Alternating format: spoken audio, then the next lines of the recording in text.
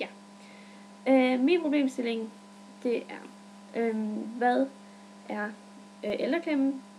Hvordan kan den påvirke vores velfærdssamfund i fremtiden? Og hvad kan man gøre for eventuelt at ændre den her udvikling? Ja, ældreklemmen, det er, når den ældre del af vores befolkning stiger i forhold til de erhvervsaktive, som skal forsørge de ældre, når de går på pension.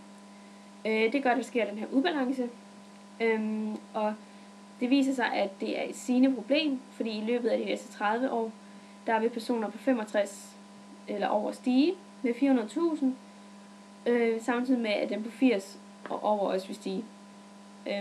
Det her kommer til at gå ud over sygehuset og plejehjemmet og andre offentlige serviceydelser. Et andet navn for ældreklemmen, det er ældrebyrden, som indikerer, at det er den her reducering af erhvervsaktive i forhold til de ældre, på grund af, at når de ældre går på pension, jamen, så er det de erhvervsaktive, som skal betale for det via skatten, og der kommer den her ubalance i velfærdsstaten.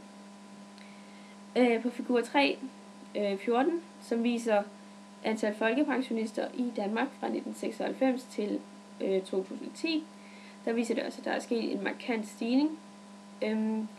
Det viser, at i 1996, der er den på 700.000, og i 2010, der ligger den på 900.000.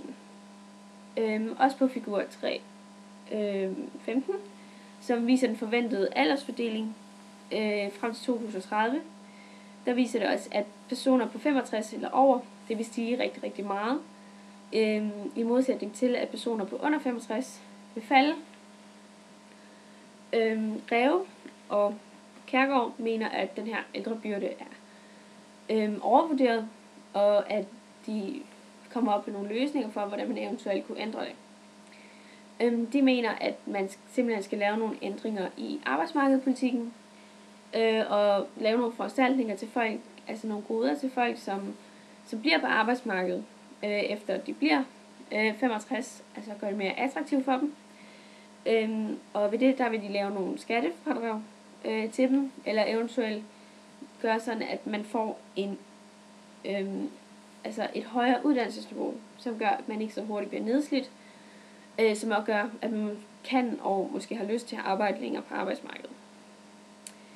Ja, ældreklem, det er et voksende problem for fremtiden, og tingene, vi skal gøre det attraktivt for folk over 65 at blive på arbejdsmarkedet, og sådan at de har lyst til det, og at vi må handle snart for at ændre den her udvikling, samtidig med, at vi måske kan gøre brug af brugerbetaling, sådan at det kommer til at gå mindst muligt ud over velfærdssamfundet.